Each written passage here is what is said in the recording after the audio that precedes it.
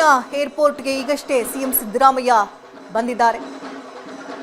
ಪರಮೇಶ್ವರ್ ಕೂಡ ಈ ಸಂದರ್ಭದಲ್ಲಿ ಹಾಜರಿರುವಂತಹ ದೃಶ್ಯಗಳನ್ನು ನೋಡ್ತಾ ಇದ್ದೀರಿ. ಹಾಗೆ ಜಮೀರ್ ಅಹಮದ್ ಕೂಡ ಈ ಸಂದರ್ಭದಲ್ಲಿ ಸಿಎಂ ಜೊತೆಗೆ ತೆರಳಿದ್ದಾರೆ. ಸತೀಶ್ ಜಾರಕಿಹೊಳಿ, ದಿನೇಶ್ ಗುಂಡೂರಾವ್ ಕೂಡ ಈ ಸಂದರ್ಭದಲ್ಲಿ ತೆರಳಿದ್ದಾರೆ. ಇದು ಕಾಂಗ್ರೆಸ್ನ ಸಮಾವೇಶ, ಹಾಗಾಗಿ ಈ ಸಂದರ್ಭದಲ್ಲಿ ನಾಯಕರು ಅಲ್ಲಿಗೆ ಹಾಜರಿರುವಂತಹ ದೃಶ್ಯಗಳನ್ನು ನೋಡ್ತಾ ಇದ್ದಾರೆ. ಆದರೆ ಈ ಕಾರ್ಯಕ್ರಮಕ್ಕೆ ಡಿಕೆ ಶಿವಕುಮಾರ್ ಅವರಿಗೆ ಆಹ್ವಾನವನ್ನು ಕೊಟ್ಟಿಲ್ಲ.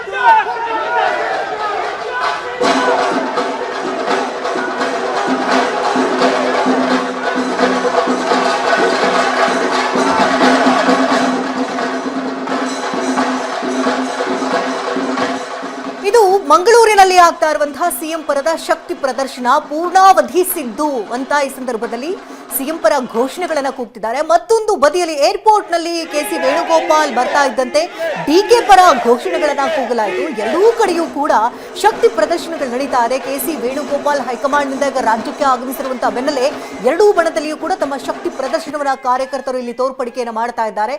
ಪೂರ್ಣಾವಧಿ ಆಗಿ ಸಿಎಂರೇ ಮುಂದುವರಿಬೇಕು ಅನ್ನುವಂಥದ್ದು ಸಿಎಂ ಬಣದ ಮಾತಾಗಿದೆ. ಸಿದ್ದು ಸಿದ್ದು ಪೂರ್ಣಾವಧಿ ಸಿದ್ದು ಅಂತ ಜೈಕಾರವನ್ನ ಕೂಗಲಾಗ್ತಾ ಇದೆ. ಸಿದ್ದರಾಮಯ್ಯನವರು ಆಗಮಿಸ್ತಾ ಇದ್ದಂತೆ ಬೆಂಬಲಿಗರು ಘೋಷಣೆಯನ್ನು ಕೂಗಿದ್ದಾರೆ.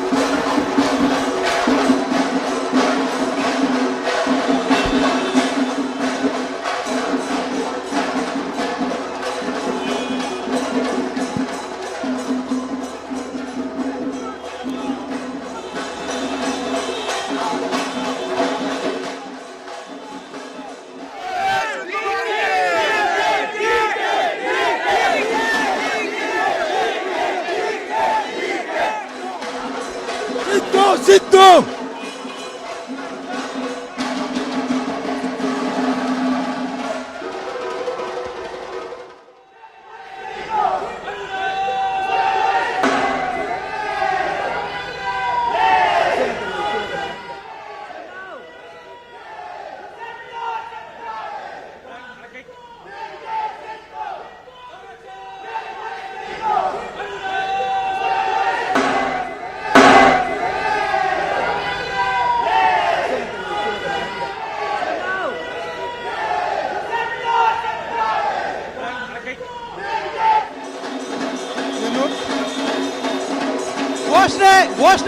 घोषणे ಏನಂತ ಕೂಗಿದ್ರು?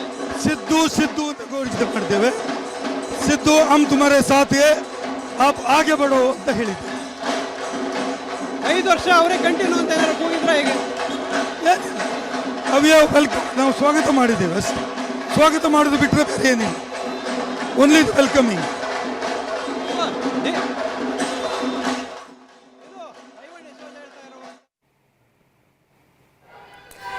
ನಿನ್ನೆಯಷ್ಟೇ ಉಭಯ ನಾಯಕರಿಬ್ಬರು ಕೂಡ ಬ್ರೇಕ್ಫಾಸ್ಟ್ ಮೀಟಿಂಗ್ ಮಾಡೋದ್ರ ಮೂಲಕ ಮ್ಯಾಚಿಂಗ್ ವಾಚ್ ಎಲ್ಲ ಹಾಕೊಂಡು ನಮ್ಮ ಪಕ್ಷದಲ್ಲಿ ಯಾವುದೇ ರೀತಿ ತೊಂದರೆಗಳಿಲ್ಲ, ನಾವು ಹೈಕಮಾಂಡ್ ಏನು ಹೇಳುತ್ತೋ ಅದನ್ನು ನಾವು ತೋರ್ಪಡಿಸ್ತೀವಿ ಅಷ್ಟೇ ಅಂತ ಒಗ್ಗಟ್ಟನ್ನ ಪ್ರದರ್ಶನ ಮಾಡಿ ತೋರಿಸಿದ್ರು.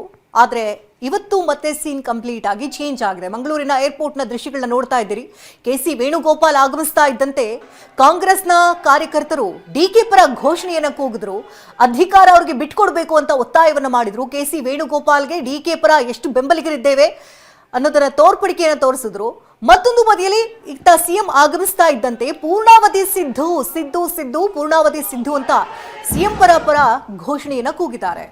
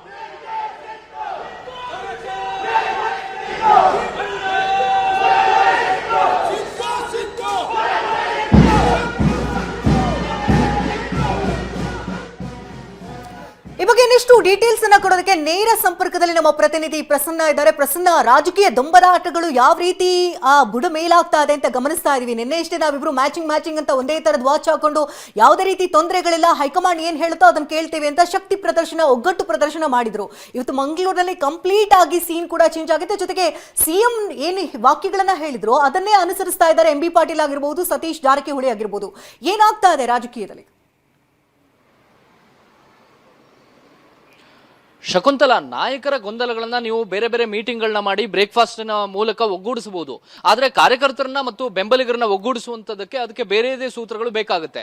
ಇದೀಗ ಸಿದ್ದರಾಮಯ್ಯ ಮತ್ತು DK ಶಿವಕುಮಾರ್ ಅವರು ಒಂದು ರೀತಿಯಲ್ಲಿ ತಾವು ಒಗ್ಗಟ್ಟಾಗಿದ್ದೀವಿ, ಬ್ರದರ್ಸ್ ರೀತಿಯಲ್ಲಿ ಕೆಲಸ ಮಾಡ್ತಿದೀವಿ ಅನ್ನುವಂತ ಮಾತನ್ನ ನಿಜಕ್ಕೂ ಕೂಡ ಹೇಳ್ತಾ ಇದ್ದಾರೆ. ಆದ್ರೆ ಅದು ಕಾರ್ಯಕರ್ತರ ಮಟ್ಟದಲ್ಲಿ ಯಾಕೋ ವರ್ಕೌಟ್ ಆದಂತೆ ಕಾಣಿಸ್ತಾ ಇಲ್ಲ.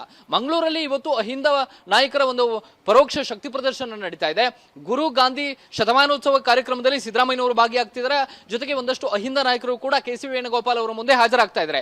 ಇಂತಹ ಸಂದರ್ಭದಲ್ಲಿ ಈಗ DK ಶಿವಕುಮಾರ್ ಅವರ ಪರವಾದಂತಹ ಘೋಷಣೆಗಳು ಮಂಗಳೂರಲ್ಲಿ ಮೊಳಗ್ತಾ ಇದೆ. DK ಶಿವಕುಮಾರ್ ಅವರಿಗೆ ಇವತ್ತಿನ ಕಾರ್ಯಕ್ರಮಕ್ಕೆ ಯಾವುದೇ ರೀತಿಯ ಆಹ್ವಾನವನ್ನ ಕೊಟ್ಟಿಲ್ಲ. ಅಹಿಂದ ನಾಯಕರೆಲ್ಲರೂ ಕೂಡ ಸೇರಿ ಮಾಡ್ತಾ ಇರುವಂತಹ ಈ ಒಂದು ಗಾಂಧಿ ಗುರು ಶತಮಾನೋತ್ಸವ ಕಾರ್ಯಕ್ರಮಕ್ಕೆ ಉದ್ದೇಶಪೂರ್ವಕವಾಗಿ DK ಶಿವಕುಮಾರ್ ಅವರನ್ನ ದೂರ ಇಡಲಾಗಿದೆ ಅನ್ನುವಂತಹ ರೀತಿಯ ವಿಶ್ಲೇಷಣೆಗಳು ಜೋರಾಗಿ ನಡೀತಾ ಇದಾವೆ. ಇಂತಹ ಸಂದರ್ಭದಲ್ಲಿ ಕರಾವಳಿಯ ಭಾಗದಲ್ಲೂ ಕೂಡ DK ಶಿವಕುಮಾರ್ ಅವರ ಬೆಂಬಲಿಗರು, ಯುವ ಕಾಂಗ್ರೆಸ್ನ ಕಾರ್ಯಕರ್ತರು, ಮುಖಂಡರು ಸಾಕಷ್ಟು ಘೋಷಣೆಗಳನ್ನ DK ಶಿವಕುಮಾರ್ ಅವರ ಪರವಾಗಿ ಕೂಗ್ತಿದ್ದಾರೆ. ಇದೀಗ KC ವೇಣುಗೋಪಾಲ್ ಅವರ ಮುಂದೆ DK ಬೆಂಬಲಿಗರ ಘೋಷಣೆ ಆದ ಬಳಿಕ ಸಿದ್ದರಾಮಯ್ಯನವರ ಬೆಂಬಲಿಗರ ಘೋಷಣೆ ಕೂಡ ಹಾಗೆ ಮುಂದುವರಿತಾ ಇದೆ. ಸಿದ್ದು ಪೂರ್ಣಾವಧಿ CM ಅನ್ನುವಂತಹ ಘೋಷಣೆ ಏನಿದೆ, ಇದು ಬಹುತೇಕ KC ವೇಣುಗೋಪಾಲ್ ಅವರ ಮುಂದೆಯೂ ಕೂಡ ದೊಡ್ಡ ಮಟ್ಟಿಗೆ ಸದ್ದು ಮಾಡುತ್ತಾ ಇರುವಂತಹ ಲಕ್ಷಣಗಳು ಕಂಡು ಬರ್ತಾ ಇದ್ದಾವೆ. ಒಂದು, ಕಾರ್ಯಕರ್ತರಲ್ಲಿ ಈ ನಿಟ್ಟಿನಲ್ಲಿ ಸಂಬಂಧಪಟ್ಟ ಹಾಗೆ ಸಾಕಷ್ಟು ಗೊಂದಲಗಳಿದಾವೆ ಮತ್ತು ಯಾವುದೇ ರೀತಿಯ ಬ್ರೇಕ್ಫಾಸ್ಟ್ ಮೀಟಿಂಗ್ ಮುಗಿದ ಬಳಿಕವೂ ಕೂಡ ನಿನ್ನೆ ಮುಖ್ಯಮಂತ್ರಿ ಸಿದ್ದರಾಮಯ್ಯನವರು ಕೆಂಗಲ್ ಗೇಟ್ ಅಲ್ಲಿ ಅನೌಪಚಾರಿಕವಾಗಿ ಆಡಿದ ಮಾತು ಬಹಳ ಚರ್ಚೆಗೆ ಗ್ರಾಸವಾಗ್ತಿದೆ. ಸಿದ್ದರಾಮಯ್ಯನವರು ಹೇಳ್ತಾ ಇರುವಂತದ್ದು, ರಾಜಕೀಯ ಯಾರ ಅಪ್ಪನ ಆಸ್ತಿಯೂ ಕೂಡ ಅಲ್ಲ ಮತ್ತು ರಾಜಕೀಯ ಶಾಶ್ವತವೂ ಕೂಡ ಅಲ್ಲ ಅನ್ನುವಂತ ಮಾತನ್ನ ಸಿದ್ದರಾಮಯ್ಯನವರು ಹೇಳಿದ ಬಳಿಕ ಎಲ್ಲೋ ಒಂದ್ ಕಡೆ ಮುಖ್ಯಮಂತ್ರಿ ಸ್ಥಾನವನ್ನ DK ಶಿವಕುಮಾರ್ ಅವರಿಗೆ ಹಸ್ತಾಂತರ ಮಾಡೋದಕ್ಕೆ ವೈರಾಗ್ಯದ ಮಾತುಗಳನ್ನ ಸಿದ್ದರಾಮಯ್ಯನವರು ಆಡಿದ್ರು ಅನ್ನುವಂತ ರೀತಿಯ ಚರ್ಚೆಗಳು ಶುರುವಾಗಿದ್ದಾವೆ. ಅದರ ಬೆನ್ನಲ್ಲೇ ಈ ರೀತಿ ಸಿದ್ದರಾಮಯ್ಯ ಪರ ಬೆಂಬಲಿಗರ ಘೋಷಣೆ ಮತ್ತು DK ಶಿವಕುಮಾರ್ ಅವರ ಪರ ಬೆಂಬಲಿಗರ ಘೋಷಣೆ ಏನಿದೆ, ಇದು ಕಾಂಗ್ರೆಸ್ನಲ್ಲಿ ಸದ್ಯಕ್ಕೆ ಬೇರೆ ಬೇರೆ ದಿಕ್ಕನ್ನ ಪಡಿತಾ ಇರುವಂತಹ ರಾಜಕೀಯಕ್ಕೆ ಒಂದು ಉದಾಹರಣೆ ಅಂತ ಹೇಳಬಹುದು. DK ಶಿವಕುಮಾರ್ ಅವರು ತಕ್ಷಣ CM ಆಗಬೇಕು ಅನ್ನುವಂಥದ್ದು ಅವರ ಬೆಂಬಲಿಗರ ಆಶಯ.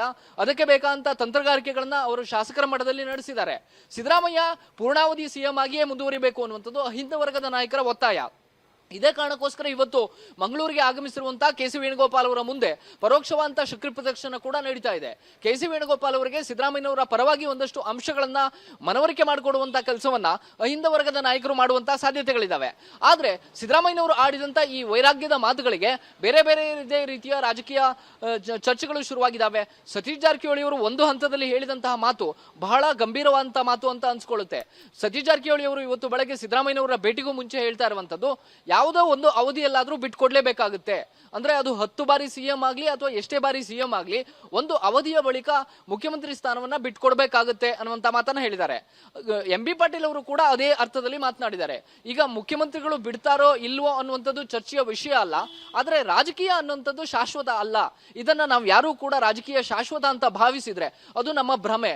ಎಲ್ಲವೂ ಕೂಡ ಹೈಕಮಾಂಡ್ ತೀರ್ಮಾನ ಮಾಡುತ್ತೆ ಅನ್ನುವಂತ ಮಾತನ್ನ ಹೇಳಿದ್ದಾರೆ. ಹೀಗಾಗಿ ಕಾಂಗ್ರೆಸ್ ಒಂದು ಇಕ್ಕಟ್ಟಿನ ಪರಿಸ್ಥಿತಿಯಲ್ಲಿ ಇದೆ ಅನ್ನುವಂಥದ್ದು ಸ್ಪಷ್ಟವಾಗಿ ಗೊತ್ತಾಗ್ತಾ ಇದೆ. ಹೈಕಮಾಂಡ್ ನಾಯಕತ್ವ ಬದಲಾವಣೆಯ ವಿಚಾರಕ್ಕೆ ಒಂದು ಕ್ಲಾರಿಟಿಯನ್ನ ಕೊಡ್ತಾ ಇಲ್ಲ. ನಾಯಕತ್ವ ಬದಲಾವಣೆ ಇದೆಯಾ ಇಲ್ವಾ, ಮಾಡೋದಾದ್ರೆ ಯಾವಾಗ, ಇಲ್ಲದೆ ಹೋದ್ರೆ ಅದಕ್ಕೊಂದು ಸಂದೇಶ ಏನು, ಇದರ ಬಗ್ಗೆ ಒಂದು ಕಂಪ್ಲೀಟ್ ಆದಂತಹ ಚಿತ್ರಣವನ್ನ ಹೈಕಮಾಂಡ್ ಇದುವರೆಗೂ ಕೂಡ ಕೊಟ್ಟಿಲ್ಲ. ಕೊಟ್ಟ ಮಾತು ಬೇರೆ ಬೇರೆ ವಿಚಾರಗಳು ಎಲ್ಲವೂ ಚರ್ಚೆಗೆ ಬರ್ತಾ ಇರುವಂತದ್ದು ಕೇವಲ 4 ಗೋಡೆಯ ಮಧ್ಯೆ ಮಾತ್ರ.